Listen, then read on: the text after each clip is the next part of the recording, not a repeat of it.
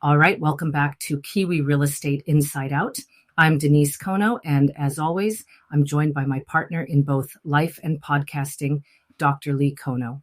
Lee, you ready to dive into what's been a pretty wild year for the property market? Absolutely, Denise. And I keep thinking every time we say wild year, the next one just ups the ante. But this time, the numbers really do speak for themselves. National property sales up 8.9% in May compared to last year. That's not just a blip, that's a real shift. It is, and what really caught my eye was Northland, 33.3% increase in sales year on year. That's huge. I actually know of a buyer up there, let's call her Sarah, who was trying to buy her first home. She'd been watching the market for months, and suddenly properties were just flying off the shelf. She had to move fast, and what struck me was how much more competition there was, even in areas that used to be a bit sleepy. Yeah, and it's not just Northland. Tasman, Marlborough, they all saw double-digit jumps in sales. But, it's not all sunshine. Only 6 out of 16 regions actually saw median price increases. The West Coast led the pack with an 11.5% rise, but Manawatu-Wanganui actually dropped by over 5%.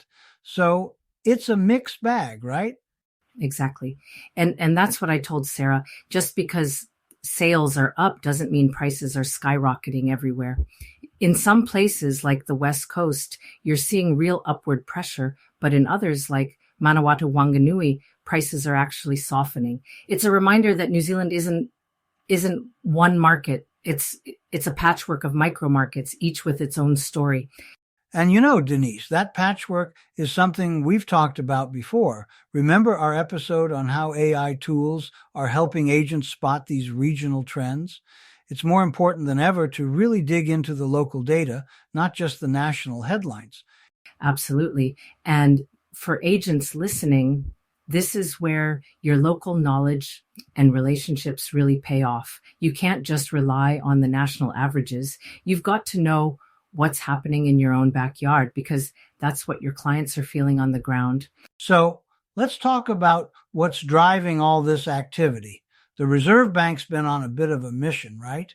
Since August last year, they've cut the official cash rate by 225 basis points.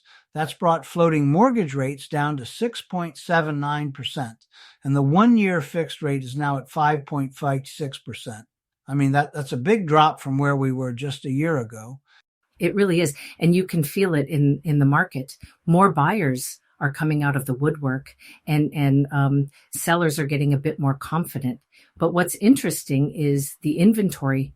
Listings are up 25% above the 5-year average. That's a lot of choice for buyers, and it's keeping prices from running away. Yeah, and I had this conversation just last week with a first-time buyer. Let's call him Tom. He was honestly overwhelmed by how many properties were available. He said, "Lee, I thought I'd have to fight tooth and nail for a place, but now I'm actually having trouble choosing." And with those lower fixed rates, he could afford a bit more than he expected. But, he was also a bit cautious. He didn't want to overextend himself, especially with all the talk about where rates might go next. That's such a good point. Buyers have more power right now, but they're also more cautious. And for agents, it means you've got to be ready to answer a lot of questions about rates, about inventory, and about what's happening next. It's not just about showing homes. It's about being a guide through a market that's changing fast. And, Denise, this reminds me of what we talked about in our episode on complaint management. When the market's moving this quickly, clients are anxious and they need reassurance. It's about listening, being responsive, and helping them make sense of all the noise. Exactly. And with the median days to sell now at 41, buyers have a bit more breathing room, but sellers need to be realistic. It's a balancing act, and the best agents are the ones who can help both sides find that middle ground. Now, let's zoom out a bit and talk about the bigger forces shaping the market. demographics. The Reserve Bank's been pretty clear. Our aging population is going to have a big impact on savings, interest rates, and asset values. We're already seeing older Kiwis saving more in the short term, but as they move into retirement, they'll start drawing down those assets. That's going to change the market in ways we're only starting to understand. Yeah, and the projections are interesting. Some analysts are saying we could see house prices rise by 6% next year, partly because of these demographic shifts and the lower interest rates. But it's not just about price. It's about how people use their assets. I mean, we're talking about a generation that's going to be selling, downsizing, or even helping their kids get on the ladder. That's right. I know a retired couple in Wellington recently. Let's call them the Browns.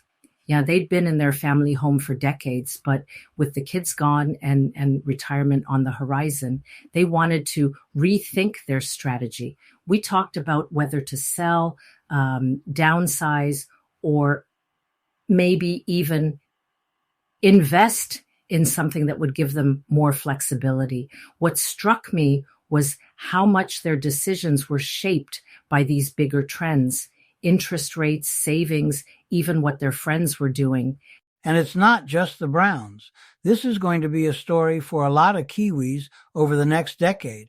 As more people retire, we'll see shifts in demand, in the types of properties people want, and in how wealth moves through families. It's a long game, and agents who understand these trends will be in a much better position to help their clients plan ahead. Absolutely. And for everyone listening, whether you're buying, selling, or just watching the market, these demographic changes are going to shape the future of property in New Zealand. It's not just about what's happening this month or this year, but about where we're all headed together. Well said, Denise. And as always, we'll be here to help make sense of it all as things keep evolving. That's it for today's episode of Kiwi Real Estate Inside Out. Denise, always a pleasure. Thanks, Lee. And thanks to everyone for tuning in. We'll be back soon with more insights and stories from the front lines of New Zealand real estate. Take care, everyone. See you next time, folks. Bye for now.